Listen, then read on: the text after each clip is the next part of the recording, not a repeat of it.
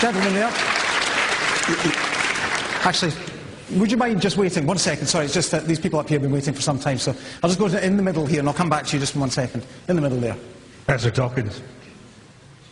Thanks very much for what you're doing. I know that at least a few friends of mine have been had their lives changed by the books you've written.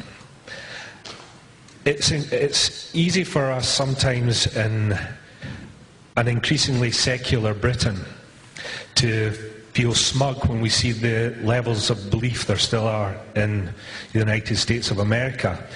Yet it also seems that the levels of rationality are not increasing in Britain. A colleague of mine claims to be an atheist, will not believe anything unless there's good evidence. In fact, she claims to be a typical Sagittarian in that respect. As a teacher, I'd appreciate your ideas as to how we can go about promoting rational thinking. Thank you. Yes, a very interesting question. The passage about crystals that I read was preceded by a bit about people who believe in crystal healing. You know, you place crystals at the four corners of your bath while you're having a bath, and somehow healing energy seeps out from the crystals and things. So religion is not the only form of irrational superstition. There's plenty of others. And when people give up religion, they don't often resort to rationality. They often resort to other kinds of superstitious nonsense. So what do we do about it? I think teach critical ways of thought. So when we teach science, obviously we need to teach what we know about science, and that's exciting and interesting, but teach in particular the scientific way of thinking, the skeptical way of asking questions. What is the evidence for your belief? If you believe that so-and-so is true, why do you believe it? What's the evidence for it? Is this the kind of belief that we have acquired through evidence, or is it the kind of belief that people just made up, or the kind of belief that is just handed down by tradition from generation to generation? Is it the kind of belief that people simply feel inside themselves, in which case it's worthless? Is it the kind of belief that people have just read in some book? If the book itself was not written on the basis of evidence, then again, it's worthless. I don't think it's that difficult to teach critical thinking. You're not indoctrinating, you're not teaching a lot of facts. You're teaching children how to think for themselves, how to ask questions, how to react skeptically to statements of belief from other people. It's obviously hard for a young child to do that, but even a young child, I think, could be taught to ask the right kind of question. What is the evidence for this? You're a teacher, you probably know more about this than I do, have more experience of this than I do. I certainly do try to promote critical thinking skills, but as you say, I do feel that isn't indoctrination, but sometimes even that is considered to be indoctrination by colleagues. Obviously we want to stay away from indoctrination as far as possible. It's always very hard to draw the distinction, but I think teaching children to think critically is about as far from indoctrination as you can get. Okay, let's go to this gentleman over here. He's been waiting a while. Yeah, I'd just like to ask Richard's position on the Large Hadron Collider that's coming on this 2008 this summer, and how that's going to be a fun little change, almost like Darwin's beagle when he went to Galapagos. Will that actually hammer one of the final nails in the proverbial coffin of conventional religion, as we find that unified physics model of basically the Higgs boson particle and basically every particle that this universe is made out of?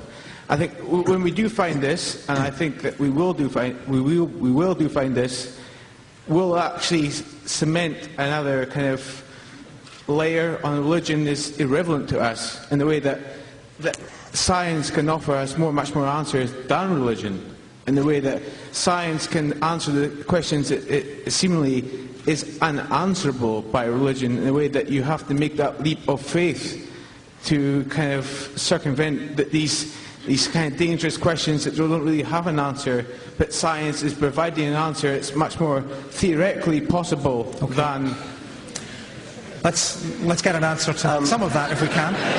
I know it's a bit of a... Well, I'm not a question, but I just wanted to find out your position on it. Well, let's get his answer then. I'm sorry. That's okay. Let's just get his answer. I'm not a physicist. I visited CERN, the establishment near Geneva that you must be referring to. It is a most moving experience. It's, I think, a 26-mile, is it radius or diameter, circular acceleration tunnel. And it's vast, it's huge. And when you go down there, it's deep underground, and it's an international operation. It's one of the most moving experiences I think I've ever had, to have this international team of people cooperating together, working together to batter down the very frontiers of understanding. It looks to me as though theoretical physics has been stuck at an impasse for quite a number of years now, waiting for experimental physics to catch up. And experimental physics just might provide gigantic breakthroughs, as the questioner suggests, this year, next year, really very soon. As to what effect that might have on people's religious beliefs, who knows? For somebody of my bias, it would provide yet more evidence of our deep understanding of the universe, but at the same time, evidence of how much deeper we've got to go. Because every new breakthrough that modern physics achieves seems to uncover new vistas of mystery which were not dreamed of before. And if you look at the history of 20th century physics through special relativity, general relativity, and the various advances in quantum mechanics, each one seems more amazing than the one before. And it doesn't look as though that's going to stop. Some physicists think it is going to stop. So I have an almost religious feeling about this, that the mysteries of the universe are tantalizing, intriguing, and wonderful. Others may respond in a more directly religious way and say this only lays bare the glory of God even further. So I think it may be that there will be no obvious tendency for the advances that CERN achieves to go either for or against conventional religion. I naturally hope that it will go against.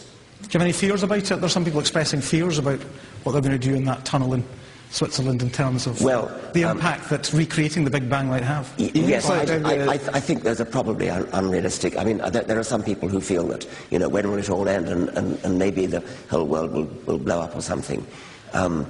Physicists that I've talked to say that's extremely unlikely. I hope they're right. Okay.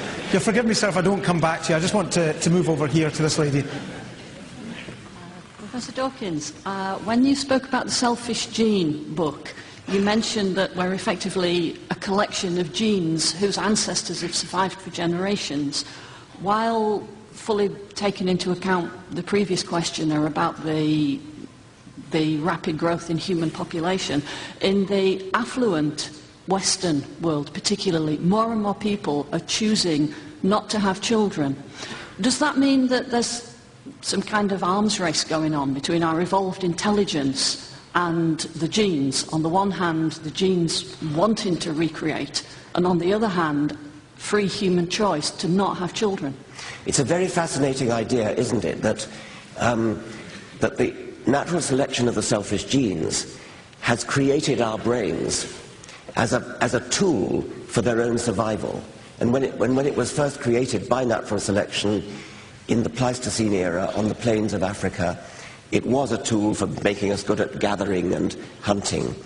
But now, the brain has, in a sense, overreached itself from the point of view of the selfish genes, so that the brain has discovered, for example, contraception, which is a very anti-selfish gene thing to do. The brain has discovered art and music and all sorts of pleasures which distract us from the real business of getting down to it and making babies. I rather subscribe to my friend and colleague Steven Pinker, who believes strongly in the view of the selfish gene, but he says, I, Steven Pinker, have no intention of having children, and if my genes don't like it, my genes can go jump in the lake. So there is a sort of rebellion on our hands. The brains, the big brain which was manufactured by the selfish genes for the propagation of selfish genes, has now rebelled and has devoted itself to all sorts of other pleasures and amusements